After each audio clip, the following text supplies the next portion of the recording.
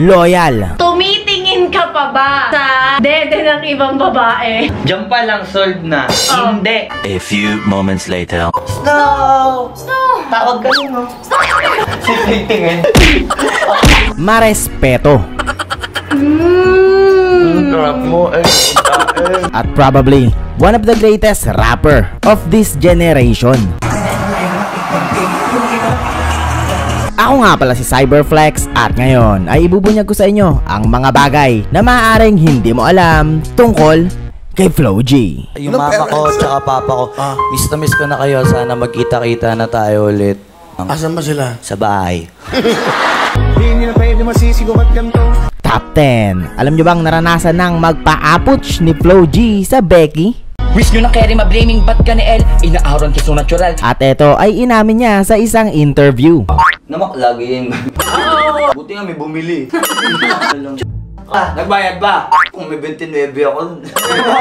Ang swerte niya na, kung sino yan ha, pakaswerte niya. Kilala ko pa nga siya ngayon.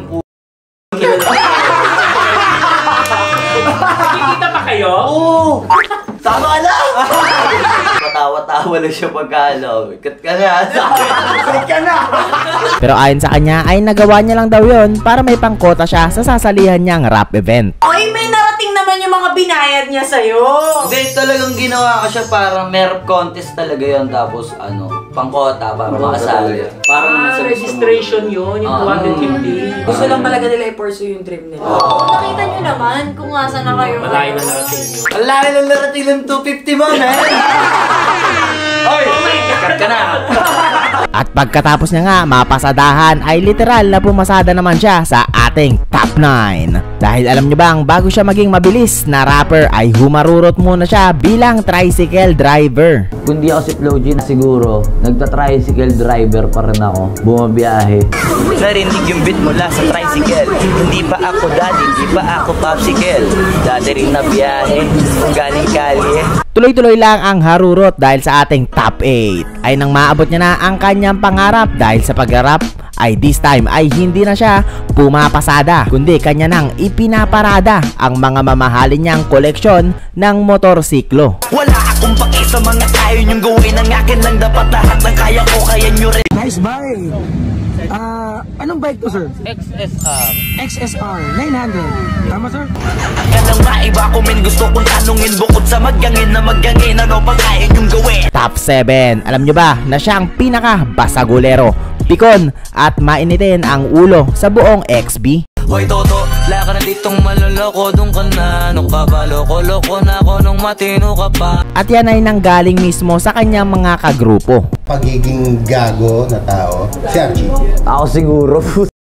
Sure ako si Archie. Kung sa dati, kasi si Archie basagulero talaga yan. Si Archie, kasi pag napikon yung si Archie, mabilis magwala yun. Yung disiplina ko sa sarili, nawawala yun pagka umiinit yung ulo ko. Tingin ko si Archie talaga yung most agresibo talaga yan si Flo G.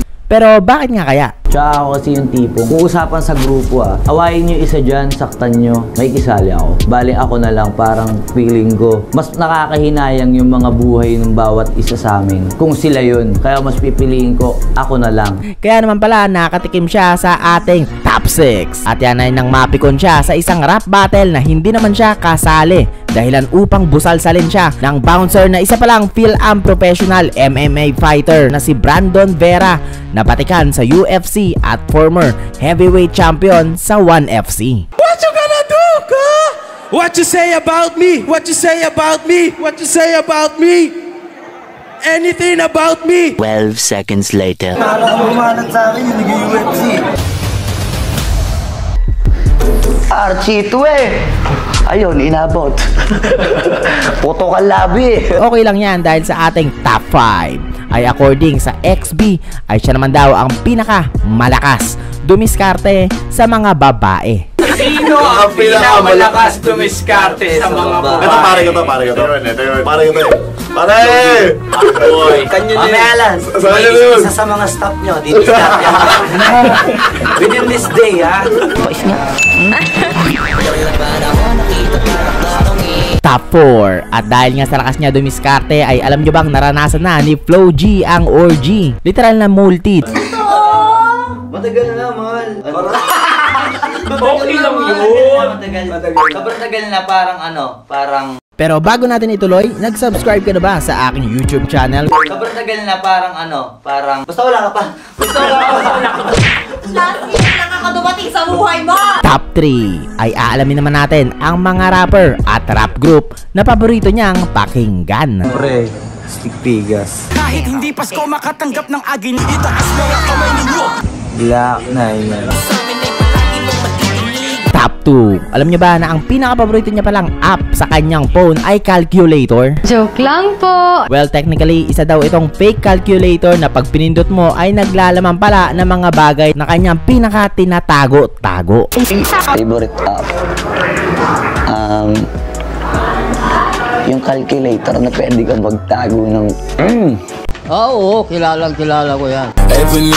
Baka nandyan yung guitar solo ni Andrea Brillantes, ha? Kilala ko yan. Dahil sa ating top 1. Speaking of Andrea Brillantes, alam nyo bang siya pala ang greatest crush ni Flo G? Ay! Nako! Nako! Ay! Alam ko yan! Ako yan man! Ayun. Patay ka na ngayon! Patay ka na ngayon! Crush na crush ko yan eh.